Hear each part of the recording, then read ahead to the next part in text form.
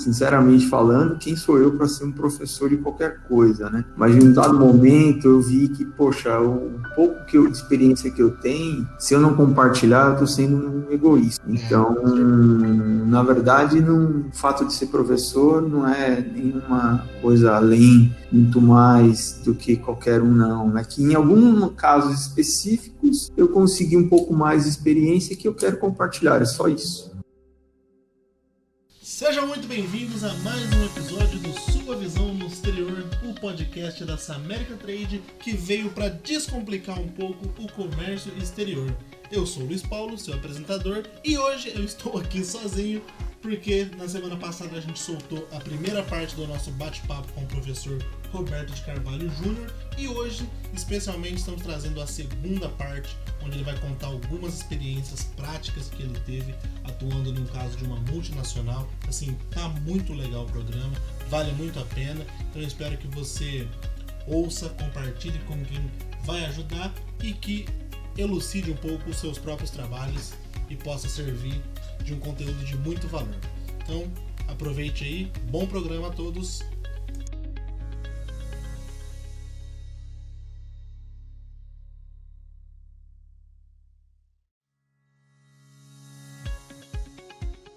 E falando especificamente de comércio exterior, eu queria legal. Um outro exemplo, né?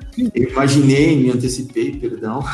Vamos embora, é isso que a gente quer. A gente está em sintonia aí, né? Eu tive a oportunidade de conhecer o Brasil como poucas pessoas conheceram, tá? Eu fui contratado por uma empresa, uma grande multinacional, uma varejista, nos Estados Unidos para desenvolver fornecedores, né, potenciais exportadores da América Latina toda. E então eu era responsável desde Argentina, Uruguai até o México. Então eu desenvolvia toda a América Latina aí. Então bastante coisa. Foi uma experiência fantástica, né? O Mercosul inteiro. Além, né, do Mercosul. Foi além. América do Sul, Central e parte da América do Norte, porque era responsável até pelo México. Então, quase uma Libertadores. E o que eu consegui enxergar, né? Eu consegui enxergar um Brasil que eu não conhecia, nunca ninguém me mostrou esse Brasil, que eu tive a oportunidade de ver, por exemplo, no Sul, na cidade de São Bento do Sul, tem um nicho de um polo moveleiro, melhor dizendo, né, que tem um nicho que é de móveis de madeira maciça. Nossa. De madeira reflorestada, sim, de madeira reflorestada. Então... É maciça e reflorestada, é mais específico ainda. Exato. Por quê? Infelizmente, o Brasil, a Malásia, né, alguns países assim que têm grandes florestas tropicais, nós somos vistos como uns grandes vilões, né? Nós acabamos com a nossa floresta, enfim. Eles acabaram um pouco antes com a deles, né?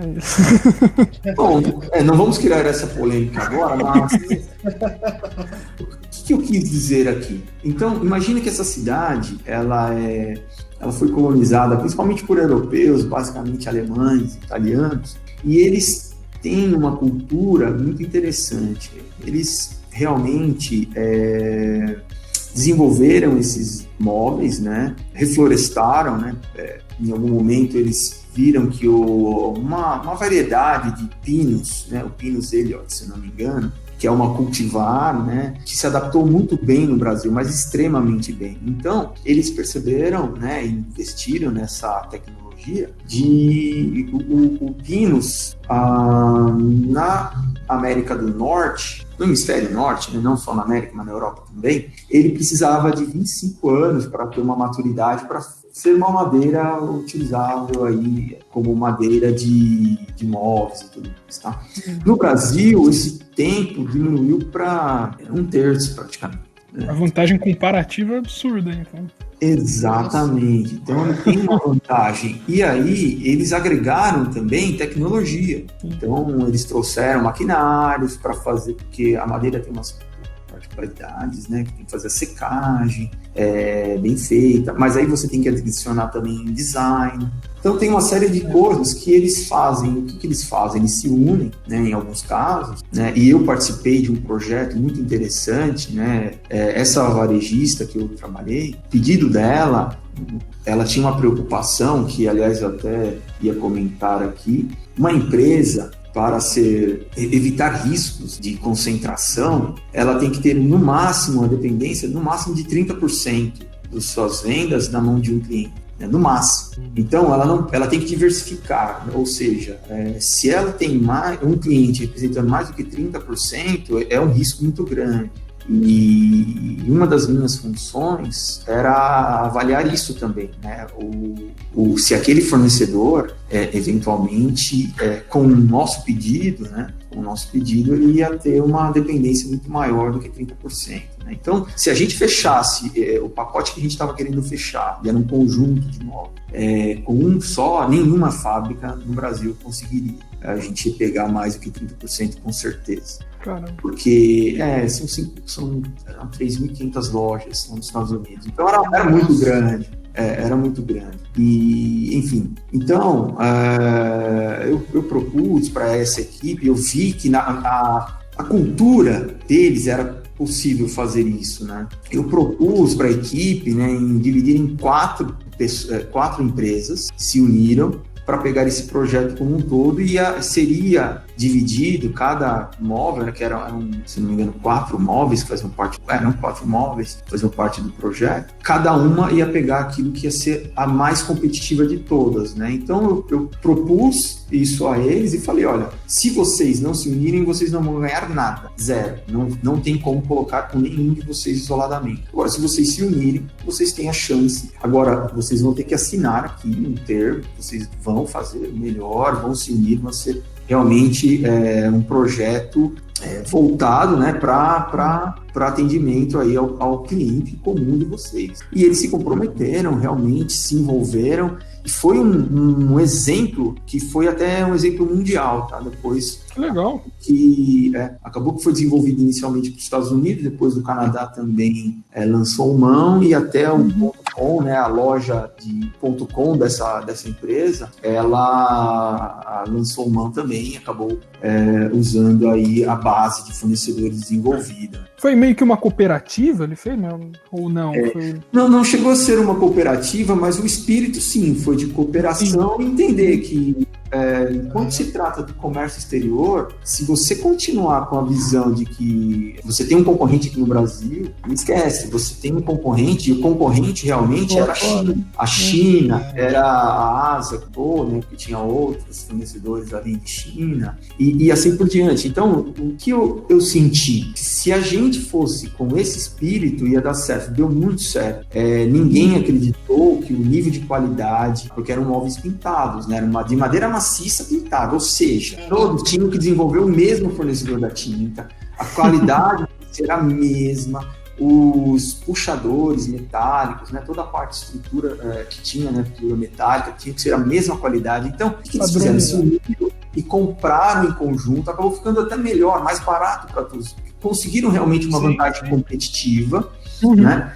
E o que acontece? Esse exemplo foi assim um case de grande sucesso da minha carreira, que eu fiz parte, né? Não fui eu que fiz esse case, mas eu fiz parte desse case, né? A minha contribuição foi até relativamente pequena, mas num dado momento ela foi crucial, porque eu fui capaz de enxergar isso, mas no final das contas eu vim de fora, olhei isso porque eu estive lá na cidade, eu vi como ele se comportava, e havia até festas na fazenda, na floresta, né? E uma coisa interessante, focando aqui agora no comércio exterior, no Brasil, neste caso, especificamente, eles eram muito competitivos, porque eles tinham desde a floresta, berçário, tinha o berçário, que era realmente a planta das mudas e tudo mais, seleção de mudas, né, biotecnologia envolvida, eles tinham a floresta, eles tinham a fábrica, enfim, e também a parte de trading, né, porque eles faziam essa parte do comércio exterior como um todo. Ou seja, era totalmente vertical. Isso trazia uma vantagem competitiva muito grande para essas empresas. E não alavancava muito, né, as empresas também, porque o custo era diluído, né, entre as 4. Não, aí depende, mas assim, normalmente, quando você é muito vertical, normalmente você é mais alavancado, porque você tem um investimento maior, tem custos fixos maiores. Normalmente é assim que funciona, mas, claro, uma coisa importante, se você tem um custo menor, a sua margem é maior. Então, você consegue, eventualmente, com uma margem maior num determinado momento, nem sempre você vai ter aquela margem ideal. Então, naquele momento que você tem uma margem maior e você faz as suas reservas ou diminui a alavancagem, porque diminuir a alavancagem é uma forma de você também fazer uma reserva. Imagine o seguinte, se você tem um credor que está disposto a te emprestar por um valor X, por uma taxa Y, você, com menor alavancagem, você tem um menor risco. Então, a sua taxa tende a diminuir ou manter, né? Agora, a partir do momento que você tem um credor e você aumenta cada vez mais a necessidade de crédito, você, consequentemente, está aumentando a sua taxa, né? Então, isso pode ser prejudicial para a empresa. A empresa ela tem que entender e fazer realmente uma estratégia, né? Ter essa estratégia de buscar entender na sua estrutura de custos que é possível, né? Uma vez que você fez uma alavancagem, você realmente está endividado, o ideal é que você diminua isso, né, com o tempo. Ou realmente, se você quer manter aquela alavancagem, mas você aumentou muito o seu faturamento, aumentou muito a sua margem, aquele valor que você tinha, ele ficou irrisório. O seu custo, o seu risco fica menor. Então você tem essas duas possibilidades aí que eu vejo. E olha, vendo, né, esses dois cases que o professor Roberto apresentou, tem muitos paralelos ali que dá para você traçar, não só para o comércio exterior, que no caso é a nossa principal, o que a gente trata aqui como nosso tema condutor, mas são conceitos, né, de estratégia financeira, não diria nem planejamento, de estratégia financeira, que cabem para todo tipo de empresa, independente do ramo dela, que parece, não diria óbvio, porque não é óbvio, mas parecem coisas muito básicas, assim, que se o empreendedor, o empresário tiver isso em mente, tiver um bom planejamento, uma boa estratégia, ele consegue perceber, né, essas mudanças do mercado macro e consegue se ajustar. E assim, a gente trouxe tanta coisa aqui, e aí eu acho que até o próximo, falando em alavancagem, a próxima parte da pauta, a gente iria falar um pouco de financiamentos e tudo mais, mas eu acredito que isso daria um outro programa. Aí depende da disponibilidade, né, do Roberto, né, se você, quando tiver disponibilidade, para a gente fazer. Ele já está convidado, Roberto. Já está convidado, não, já está intimado para voltar. A gente falar de linha de crédito e falar um pouco mais específico disso, porque, assim, rendeu demais, assim, realmente não é professor por acaso, porque foi uma aula e, assim, Muito obrigado. Eu fiz várias anotações aqui de coisas que vão servir para mim, e, assim, pra gente finalizar, né, para não ficar um programa muito longo, agora chegou aquela parte que eu sei que o professor estava um pouco receoso, que é hora da gente tentar aí fazer algumas previsões para esse pós-crise. E agora, já para pegar de calça curta mesmo, eu coloquei algo aqui que não estava na primeira pauta, mas o professor comentou durante o programa e eu acho que dá para trazer agora. E aí eu vou perguntar diretamente, professor Roberto, a gente corre risco de ter hiperinflação de novo? Porque o dólar já está a 6 e pouco. Hiperinflação, eu diria que o risco é praticamente nulo. Pelo contrário, não, depende. A gente sofreu uma deflação aí, né? Exatamente. Veja bem, olha a situação que nós estamos. O Brasil, né, até que eu conheço, desde quando eu me conheço, né, desde quando eu por gente, a gente vem sofrendo realmente com a inflação. Veja que a gente chegou num patamar de taxa de juros, hoje está a Selic, né, a taxa básica de juros, aí está em 3% ao ano, e a inflação ainda assim está mostrando que vai ficar perto de 2,5%. E hoje está então, 2,40 nos últimos 12 meses, né? Pois é. Então, olha que situação, né? A gente está praticamente com a taxa de juros próxima de zero. Se você descontar a inflação da Selic, você está praticamente com 0,5% de taxa de juros real. Pelo histórico que eu levantei, eu já fiz esse levantamento, a menor taxa de juros real que a gente teve na história foi de 2% ao ano. Então, é uma situação extremamente atípica, para mim, pelo menos, acho que a maioria dos brasileiros viveram uma situação que a gente teve deflação, né? Mês passado, tudo indica que teremos deflação agora em maio também. A prévia do dia 15, né, IPCA 15, mostra uma deflação em maio também. Então, a gente tem uma preocupação que a inflação ela é ruim, mas a deflação é muito pior. Se você avaliar o Japão, por exemplo, está lá numa situação bem complicada há anos, com aquela deflação que é muito... E juros negativos, né? Juros negativos e uma relação dívida-PIB absurdamente alta, né? Então, eu vejo realmente o Brasil... se a gente olhar friamente, é claro que a gente às vezes fazer uma análise crítica, analítica, sem viés, né? Porque a gente mora aqui, a gente está aqui, não é difícil sair, né? Vou sair do Brasil, vou olhar só os números. É um pouco difícil, mas eu procuro fazer isso, eu tento fazer na medida do possível. Então eu trouxe alguns dados aqui que eu acho que são interessantes, fiz uma breve pesquisa aí, não sou economista, mas eu gosto muito de economia. Nós estamos com uma relação dívida-PIB de aproximadamente 57%.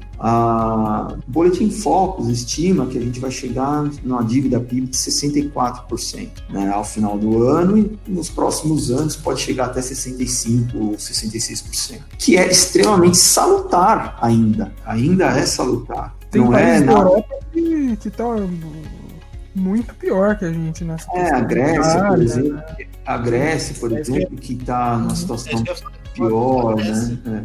Se não me engano, a Grécia está em torno de 90%. Enfim, então a gente tem uma certa... Eu vejo realmente que a gente tem uma chance muito grande de sair desta crise mais fortes. Quem sou eu para dizer alguma coisa, mas acompanhei algumas crises já e vi que o brasileiro é capaz. E nós somos um povo, assim, a gente é um povo muito competente. Eu tive oportunidade, né? Acabei não falando lá no início, mas assim, eu tive a oportunidade de estar em 13 países fazendo negócios, né? E o brasileiro, ele não deixa nada a desejar para nenhuma outra nação, né? A nação brasileira realmente é muito forte.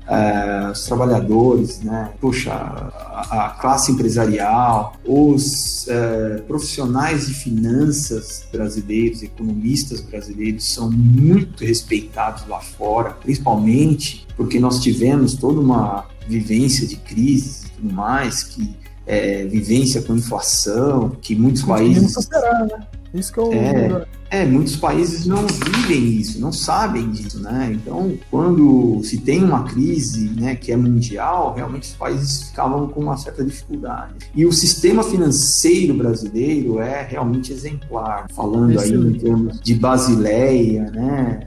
Nós temos os níveis mais avançados de gerenciamento de risco. Enfim, então eu sinto que nós temos todos os ingredientes para sair dessa crise muito melhores do que nós entramos. Claro que a gente precisa realmente ter um foco, né, muito grande, e eu acabei não falando, eu gosto de quando me apresento, né, depois eu queria que você ilustrasse isso lá, né, quando eu me apresento, eu gosto de falar dos meus valores. E muitas vezes falam, valores, né? Quando a gente fala de finanças, que valores que ele vai dizer, né?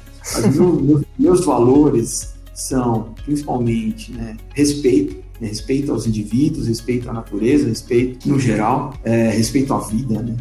Foco, né? Buscar realmente ter o foco no resultado, foco no cliente e a busca constante pela excelência. Eu acho que se a gente mantiver os valores, né? Se a gente conseguir manter os valores, os nossos valores, não se deixar, porque eu vejo que tem muitas pessoas, muitas empresas, né, que no final das contas são representadas por pessoas que estão se valendo dessa crise, empresas que são altamente têm caixa, têm todas as condições, estão se aproveitando da crise para deixar eventualmente de pagar um aluguel, uma dívida, protelando, enfim. Então, isso pode ser muito ruim, né? E se a gente for para a judicialização, se a gente perder a confiança nos contratos, né, e tudo mais, isso pode ser muito ruim. Importante que nós vivemos uma economia, né? A nossa economia, a nossa moeda, ela é fiduciária, ou seja, depende do quanto nós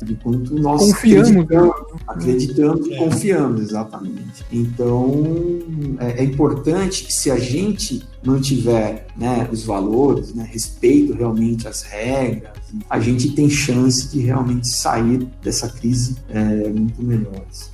Perfeitamente. Muito bom. E, professor, que bom que você trouxe, né, os valores agora no final, né? Mas são valores que eu estou muito alinhado, acredito que o Rafa também, porque eu sou muito otimista sempre, por natureza, então eu, às vezes, durante essa pandemia, eu fico um pouco mais apreensivo, às vezes um pouco mais com medo, às vezes eu estou mais esperançoso, mas eu acredito que esse papo, dentro da sua ótica de vivência, de especialista, me trouxe até um pouco mais de tranquilidade, eu diria, né? Para poder enxergar um cenário mais positivo lá na frente, que eu já imaginava, mas talvez isso me dê uma chancela um pouco maior. E, Rafa, apesar da aula do professor Roberto, quais as suas expectativas também para a gente amarrar aqui tudo? A gente, infelizmente, ainda a economia brasileira está muito atrelada à questão estatal, né? Não é tão independente assim, né? Existe muita interferência ainda hoje.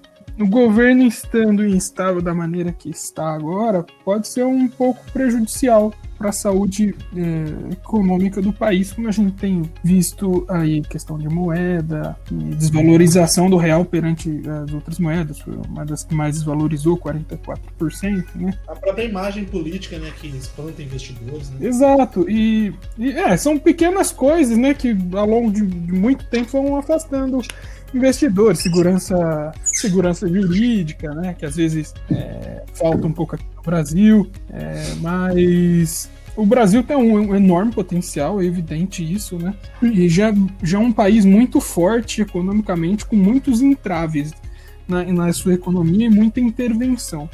Eu sonho ainda ver um dia que o Brasil é realmente uma economia muito mais livre e que as pessoas consigam empreender e vender e empregar pessoas, gerar renda e se tornar realmente um país desenvolvido. Eu acredito muito no Brasil. Tem muitas pessoas da minha faixa etária, da minha idade, mais ou menos, que não acreditam muito, que querem sair do país, sei lá o quê e tudo mais.